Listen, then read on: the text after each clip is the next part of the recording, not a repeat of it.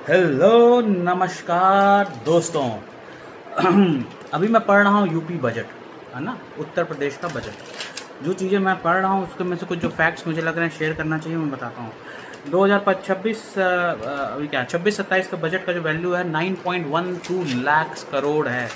9.12 लाख करोड़ का बजट पेश हुआ है, जो पिछले साल के मुकाबले 13% ज़्यादा है। अगर इसको और प्रिसाइसली बोलें तो 12.9% पिछले बार से ज़्यादा है।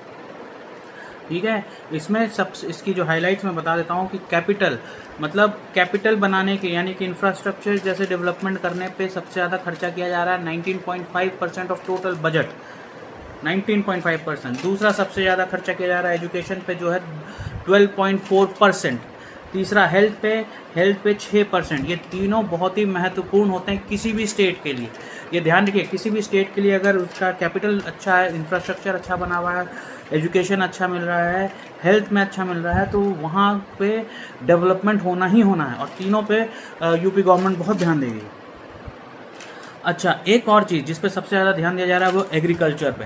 यूपी एग्रीकल्चर प्रधान देश है। यूपी जो है, आपको कुछ फैक्ट बता दूं, नंबर 1 है प्रोडक्शन में, वीट को लेकर के, राइस को लेकर के, आलू में, बनाना में, मैंगो में, गुआवा में, आंवला में, ये सब में नंबर 1 है। तो जब इतना है तो मतलब एग्रीकल्चर पे और ध्यान देने की ज़रूरत, मतलब ध्यान दे रही है सरकार, इसीलिए ऐसा हो रहा है।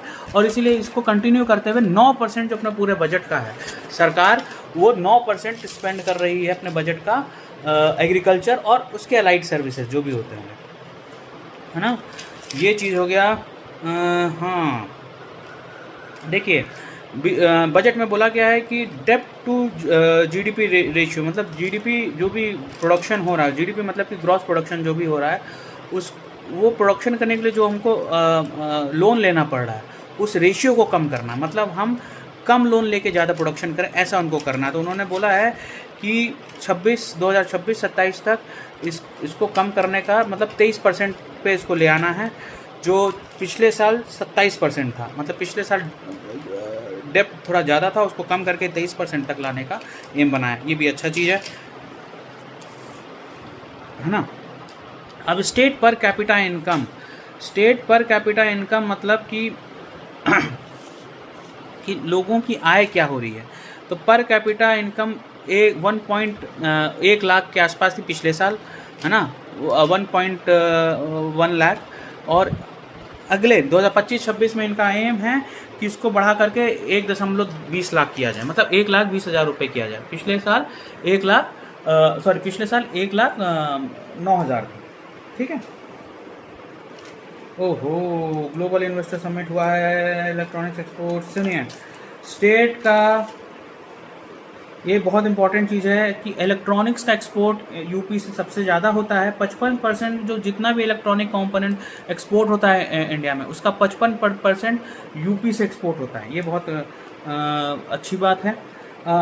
और जो स्टार्टअप की रैंकिंग है उसमें लीडर की कैटेगरी में यूपी को रखा गया है ना।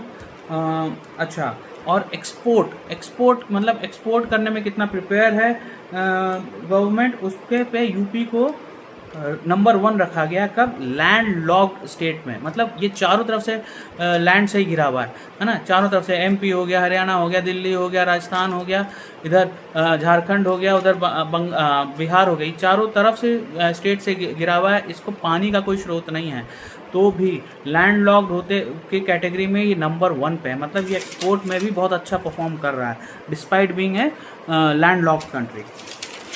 कुछ और अच्छे देखिए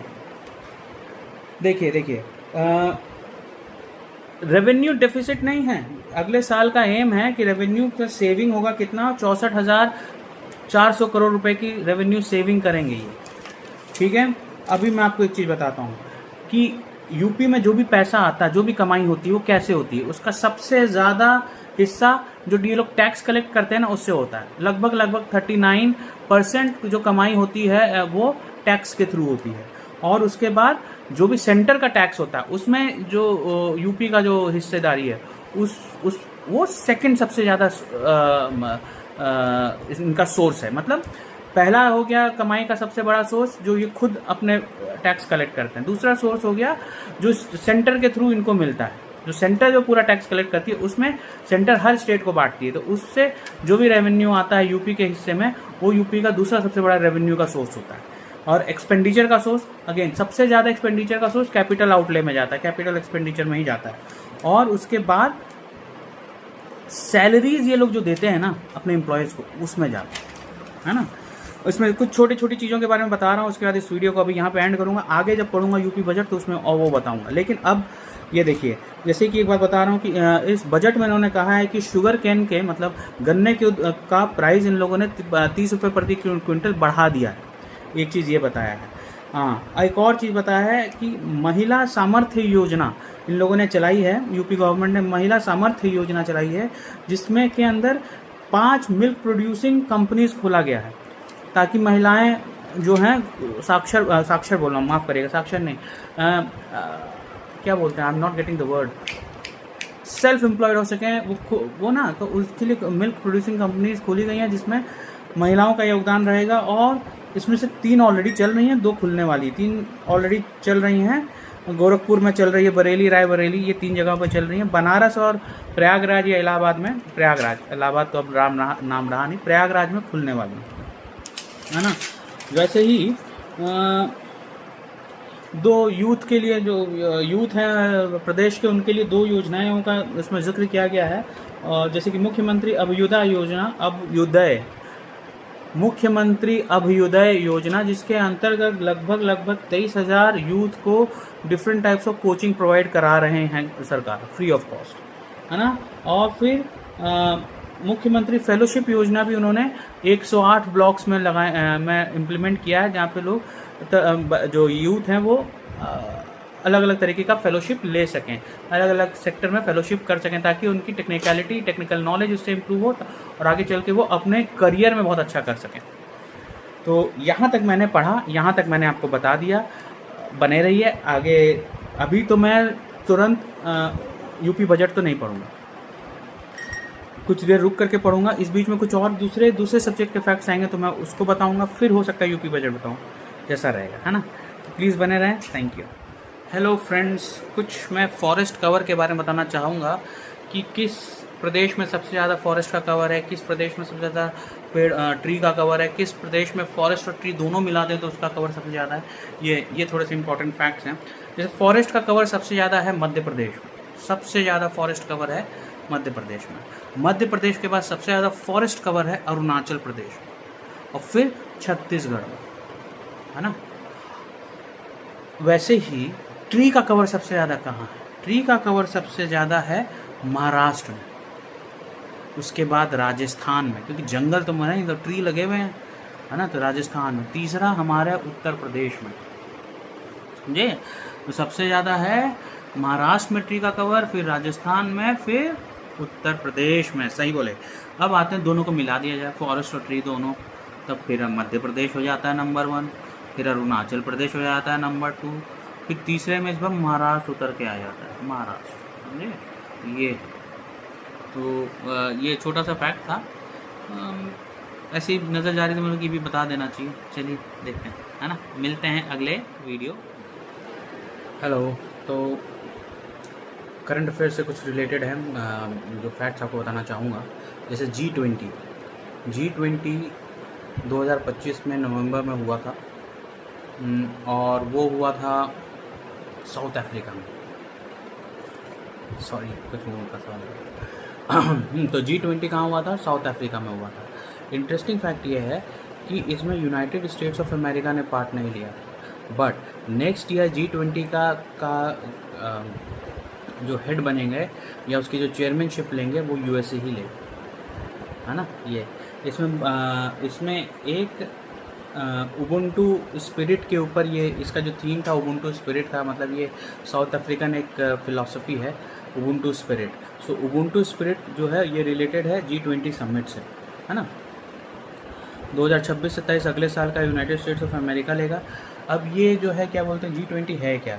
G20 में 19 कंट्रीज़ हैं, यूरोपियन यूनियन है और अफ्रीकन यूनियन है ना। ये 19 कंट्रीज़ हैं G20 के पार्ट, एक यूरोपियन यूनियन पार्ट है, एक अफ्रीकन यूनियन पार्ट है, ठीक है। इसका कोई सेक्रेटेरिएट है ही नहीं, और ये कोई कंपलसरी बाउंडिंग वाला कोई इसका वो नहीं है, मतलब इसके जो डिसीजंस होते हैं उसको बाउंडिंग किसी पे बाउंड या पार्टनरिंग 20 कंट्रीज बाउंडेशन है उसको फॉलो करने का ऐसा नहीं होता। तो इसका ना ही कोई सेक्रेटेरिएट है, ना इसका वो कोई वो इसके डिसीजंस कोई बाउंडिंग भी नहीं है। इस बार उबुंटू स्पिरिट के नाम से इसकी पूरी थीम थी, जो साउथ अफ्रीकन फिलॉसफी है ना। इसमें पीएम मोदी जी ने भी इस बार बहुत सारे इनिशिएटिव दिए थे, जैसे कि ट्रेडिशनल नॉलेज का रिपोजिटरी हो, कि मतलब जो हर कंट्रीज का ट्रेडिशनल नॉलेज है, जैसे अपने आयुर्वेद है, दूसरे कंट्रीज़ में कुछ और होगा, तो वो सबका एक रिपोजिटरी हो, ताकि उस नॉलेज के बेसिस पे हम लोग डेवलपमेंट कर सकें, है ना। उसी तरीके से स्किल डेवलपमेंट के बारे में बोला कि भाई स्किल डेवलपमेंट होना चाहिए, है ना। और स्किल डेवलपमेंट में जितने भी पार्टनरिंग 20 कंट्रीज सबको हेल्प करना चाहिए, है ना। उसके बाद प्रधानमंत्री जी ने बोला कि भाई हेल्थ केयर को इम्प्रूव करना है, टेररिज्म के अगेंस्ट एक्ट करना है, और आज के डेट में जो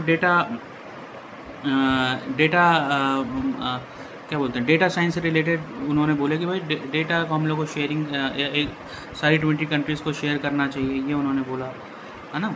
तो बेसिकली जो मोटा मोटी बात होती है कि जो हर जगह बोलते ही हैं, जो बेसिक पैरामीटर्स पे या प्रोटोकॉल पे लोग बोलते हैं, वही इस बार भी मोदी जी ने बोला है ना। जैसे कि ट्रेडिशन, बट इसमें जो स्पेसिफिक और अच्छी बात यह है कि ट्रेडिशनल मेडिसिन के बारे में उन्होंने बोला है कि भाई ट्रेडिशनल मेडिसिन का एक रिपोजिटरी होना चाहिए, और स्किल डेवलपमेंट की बात करिए, जो बहुत अच्छी बात करिए, ये तो बहुत इंपॉर्टेंट फैक्टर। बाकी तो फिर वही हेल्थ केयर, सब कंट्रीज़ को आपस में हेल्थ केयर में डेवलपमेंट करने में मतलब एक दूसरे का साथ देना चाहिए, ठीक है। ड्रग्स और टेररिज्म एक बहुत बड़ा इशू है, उसके अगेंस्ट सबको मिल के काम करना है। डेटा एनालिटिक्स और डेटा आज के दिन में सबसे बड़ा क्या बोलते हैं रिसोर्स है, उसको सबसे शेयर करना, यही सारी मेन बातें हैं। बट वही है ट्रेडिशनल नॉलेज और स्किल डेवलपमेंट, ये दो सबसे इम्पोर्टेंट चीज़ है ना। जैसा कि मैंने बताया कि यूनाइटेड स्टेट्स ऑफ अमेरिका इस बार पार्टिसिपेट नहीं किया G20 में, अगले साल इसकी लेकिन चेयरमैनशिप लेगा, है ना। उसी तरीके से United nation framework conference on climate change, United nation framework conference on climate change UNFCCC, ये ब्राज़ील में हुआ, और इसमें भी USA ने पार्टिसिपेट नहीं किया।